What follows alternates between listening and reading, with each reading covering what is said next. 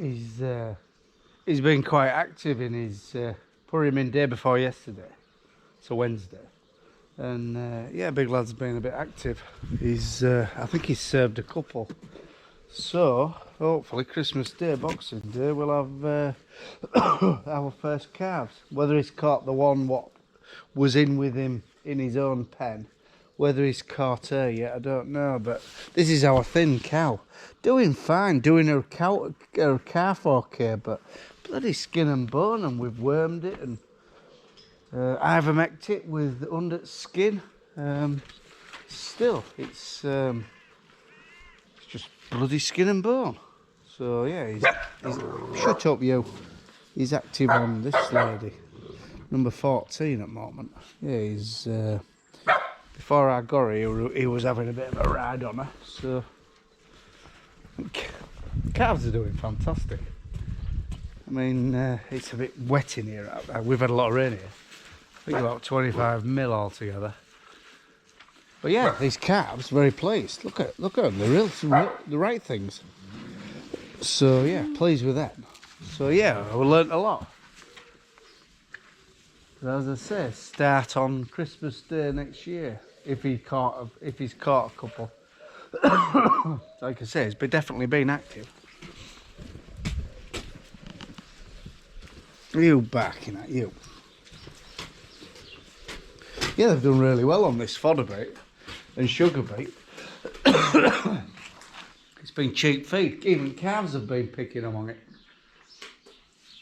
They've milked well on it, of the cows. So hopefully, if everything's a success, got our seed bought yesterday off our local seed merchant, Mortimer's. I didn't even know they did seed like that. So yeah, and I tell you what, they were competitive and now very competitive price-wise.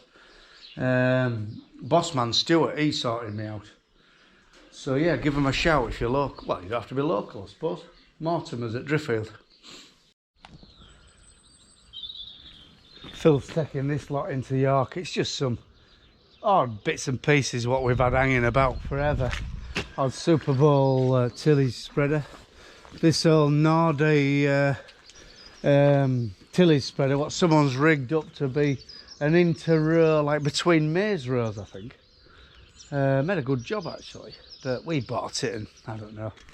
We advertised it, we never got a sniff really, so someone will buy it. Odd Coon Fate spreader. All three are workers like. And this odd girl, I don't know, now I've loaded it up, I don't know whether I've done right. I was just looking at it, it'd have been right behind our Simba Solo. But, I don't know. Extra horsepower required and more diesel. Maybe get it a bit finer, so anyway, it's loaded up, it's going now, it's booked in, it's going. So, but yeah, we've had quite a run on machinery, and this YouTube's done me a bit of good. Did that yard walk, and a lot of people have rung me up and said, oh, what do you want for this and what do you want for that? And, well, I saw that bed tiller. We've sold a couple of cultivators, a power, 2 straw choppers. What else we sold lately? Yeah, quite a bit of stuff. We have decided to sell this Kverneland power, but we have found an issue with it. We're going to keep it, and I just, for a bit of power, and we do, and we all had this discussion the other day. Is it worth keeping? Now I say, bugger it, no. If I can make a little bit of a quid on it, I will, because we bought it for next to now. Well, you look at it, right? It's a 2010 Maxi Packer. This side is perfect, as in dry. There's a bit of an oil leak on there, and a bit of an oil leak on a couple of rotors on this bed. Right, and a little bit of play on one rotor. It's one of them, it might go for thousands of acres, or in my opinion, it wants taken to bits of mending before it becomes any worse problem. But yeah, as I say, one side's brilliant, one side's got a couple of leaks and a little bit of play on one of the rotors. Oh, excuse me, and that end seal on that gearbox what's sorted. Apart from that, real nice power. hydraulic depth control onto them stops. Oh, it's all singing and dancing and very presentable as well. And first person with £5 can take it. As it is, £5. I think it's for now. I've seen one advertised, I think it was Rip and Farm Services at 12. So £5, come and get yourself a bargain. I mean, I made my bit. Someone will get a real cheap machine if they just want to put that work in. Taking trailer back, we've washed it off, taking this trailer back. Thanks very much Steve and Harry for hiring as it. Yeah, it's just saved our trailer. And yeah, we've shifted all that rubble with it, so yeah, good job, well done. Oh, decided to swap our pottinger this time. We bought this brand new in 2010, 12? 2012, we brought that brand new.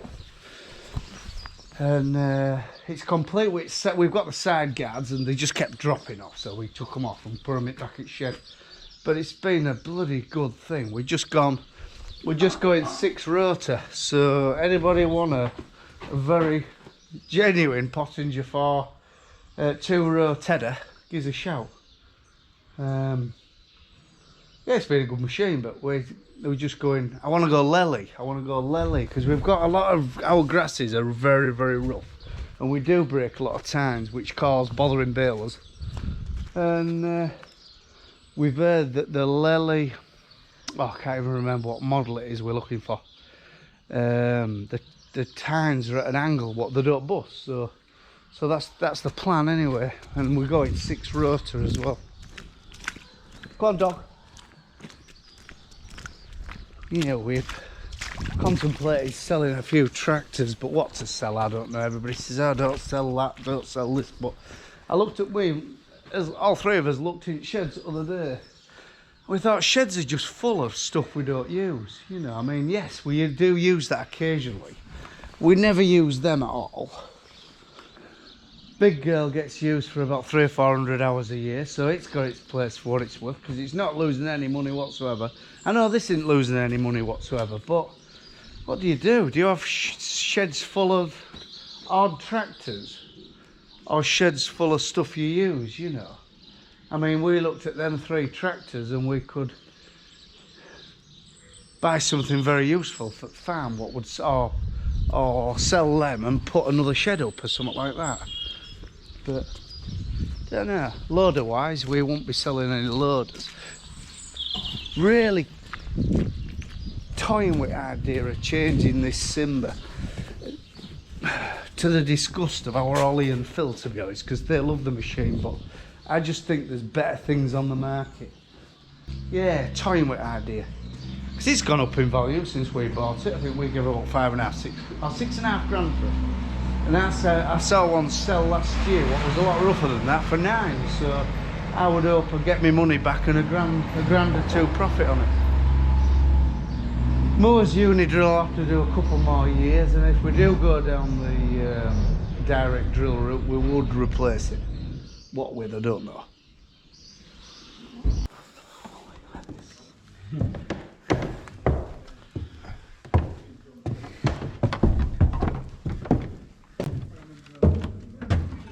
Happy birthday to you. Happy birthday to you. Happy birthday, dear Phil. Happy birthday to you. Thank you very much. Yeah, I don't even get cake. I made a wish.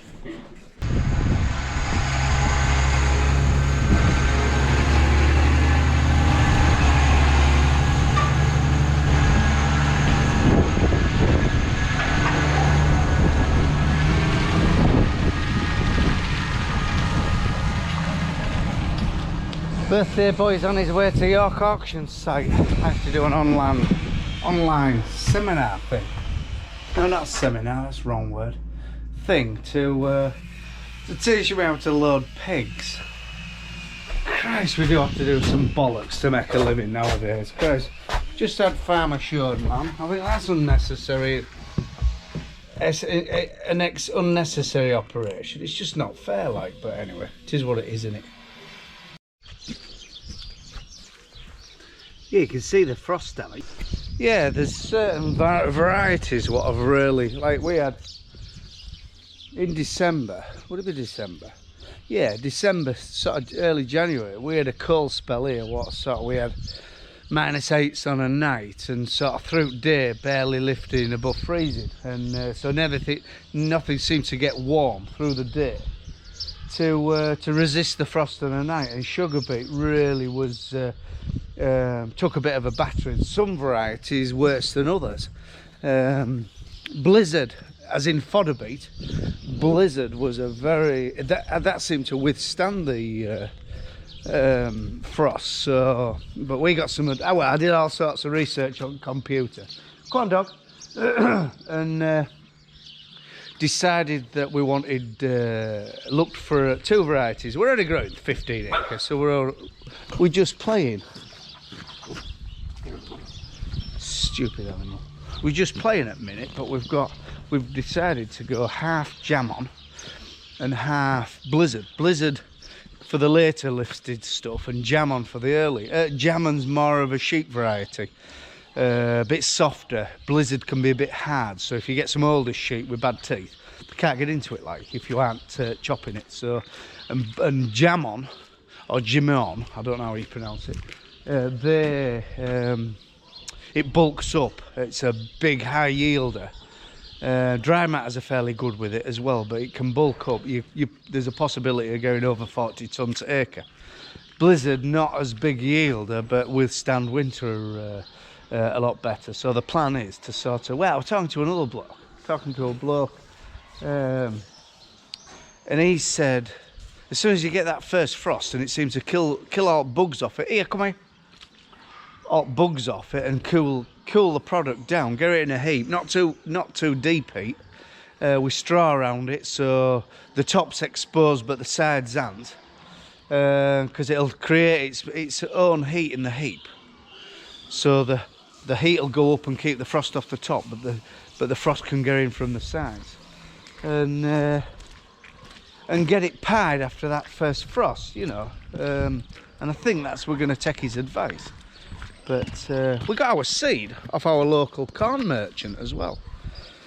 We had a meeting it wasn't a meeting. He just invited us, did Stuart, bossman at Mortimer's. He just invited us to come and have a look. We had a half ton of seed to pick up from him. And he says, come down, Rich, and we'll have a walk around seed plant. And this is the big director, like, him and his wife, Lucy.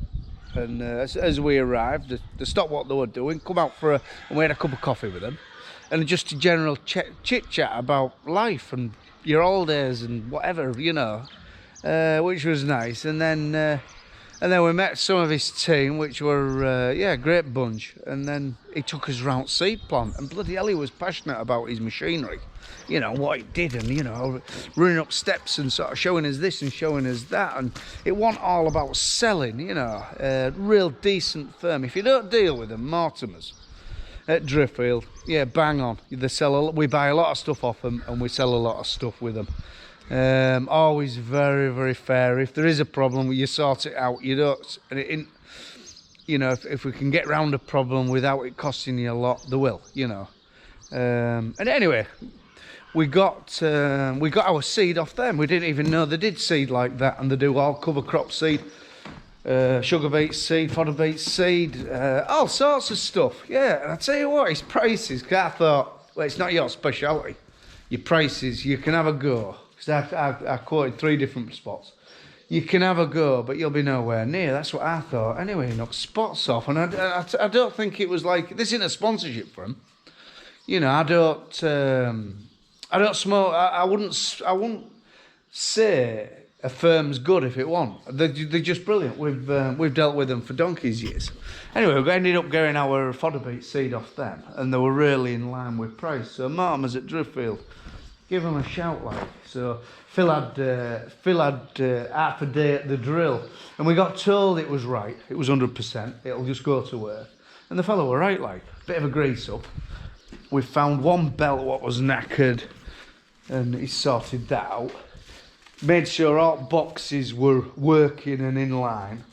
Everything was working. There was a few bent things what we'd, when they'd lifted it on trailer, we'd bent some of them covering things here, and they weren't working right. But apart from that, 100%, like all hydraulics work with no leaks. All gearboxes seems to be fine. It's not the modernest of things, but for our 15 acre, it'll put them in like. There is a belt on that drive. I think it'll do, but we'll have to put that on winter job list because it's a big job. Everything has to come off to do the belt, which it'll be alright going on. So we'll put that on winter job list, and hopefully it'll do this time. So, but yeah, I mean, I would say a month's time we'll be thinking about drilling it. So, oh well, what you found there? Dead pigeon, look. I have noticed this last week or two that there's a lot of sickly looking pigeons in Edge Bottoms. Is it bird flu? I don't know. Yeah, more, and we ain't got a lot of pigeons. We ain't had the pigeon damage what on our oilseed rape this time. As though, is there less of them? Have they sort of had a rough tech with this bird flu? I don't know. So right, I'll go around pigs, see if, come on. Don't, if I go in these yards, it buggers off back to the house though. It's alright if it can see me, but if it can't see me, it buggers off, don't you? Rat trap report, we haven't had many. As though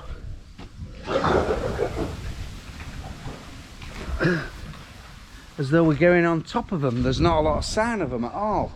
I think we've been, what with my dad poisoning them and us trapping them. I mean, we were getting like half a dozen 8 a week at one point, and we ain't had one this week. And I ain't seen no signs of them, no shitting top of troughs or out like that. So, but the new batch of pigs, look, it's gone. Look, Suzak, oh yeah, come on,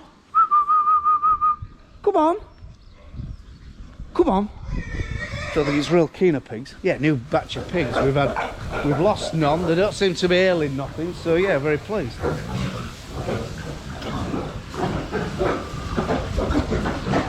We had our farm assured man yesterday, and he looked around this farm, he looked around other, and he was a pig inspector and all. And anyway, he just says, "Yeah, I'll have a quick look at your pigs." No, not as an inspector, just as an interest. He was a right nice fella. And he looked at our putting this green waste down these passages. He said, "That's a brilliant idea. We don't get a lot of tail biting." He says they'll be buggering about with that, and they'll be content that that they won't go and attack each other. So, and plus, well, we're using it for they end up the shitting down there, and it ends up real good. Well, a cross between compost and pig muck, and it's very good for our grasses, like I've told you before. Ordered another 4 of these. Said he's very busy. It'll be about 6 weeks. So, but yeah, if you want some good feeders, give him a shot.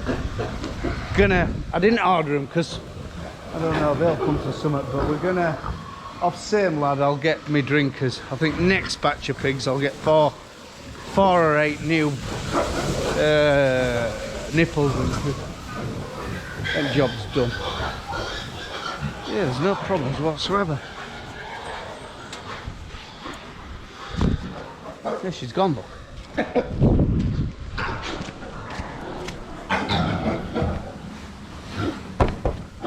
See this? They're actually utilising this into muck. See there, they've got the compost. Look, and it's just mixed with pig shit. And it's it's rocket fuel for grass. You don't have to put a lot on neither, and it just disappears. It odd lump, and that they just get a bit weathered and mould down. So next time you're mowing, you don't end up mowing a lot of bloody muck into your bales.